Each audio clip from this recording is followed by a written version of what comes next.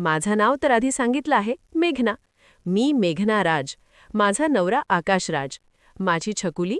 लहान कुटुंब आहे माझं. माझ्या छकुलीचं नाव प्रिया. जीव की प्राण आहे आमचा.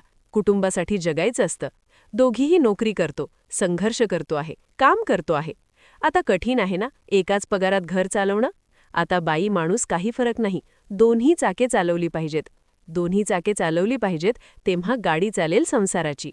करतो आहे प्रयत्न, संघर्ष करतो आहे, पण करतो आहे.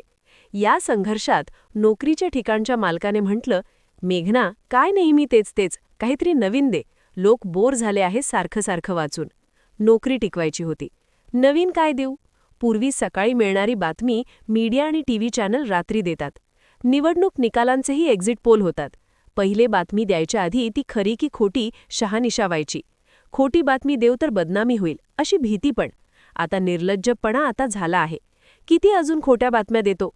अमेरिकेचा राष्ट्रपती तिथं, अमेरिकेच्या राष्ट्रपतीची ही दुर्गती, तर सामान्य माणसाची काय असेल परिस्थिती?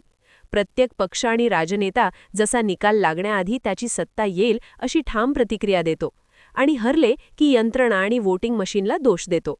स्वतः फॉल्टी असतात, मशीन म्हणतात फॉल्टी. पत्रकारही असे की बातमी देता करत नाही शहानिशा. इतकी झाली आहे त्यांची दुर्दशा. आणि नैतिकता ती तर औषधालाही राहिली नाही. की बातमी खोटी ठरल्यावर माफी मागण्याची गरज असते, पण निर्लज्ज मागत नाहीत. इतके निर्लज्ज झाले आहे आता. खोट्याचे जग आले आहे आणि खोट्याचा होत आहे बरं, आणि खरा ओढला जातो आहे फरफर. पण संसाराचा गाडा ओढायचा होता, गरज होती. मग गरज ही शोधाची जननी असते. मग गरज पडली, मग शोध सुरू झाला. डोळ्यापुढे बरंच काही होतं. त्यात एक नाव नेहमी चर्चेत होतं. लोक खूप चर्चा करायचे. होता गुन्हेगार, पण जग आता गुन्हेगारांना हिरो बनवायला लागले आहे. खऱ्या हिरोंना असे काही ग्रहण लागले आहे. कुणी बॉम्बस्फोटातला आरोपी, तर कुणी हरण मारली आहे. त्यांना शिक्षा देण्यासाठी सरकारी यंत्रणा हरली आहे. मग लोक गुन्हेगारांना आपले हिरो का नाही करणार?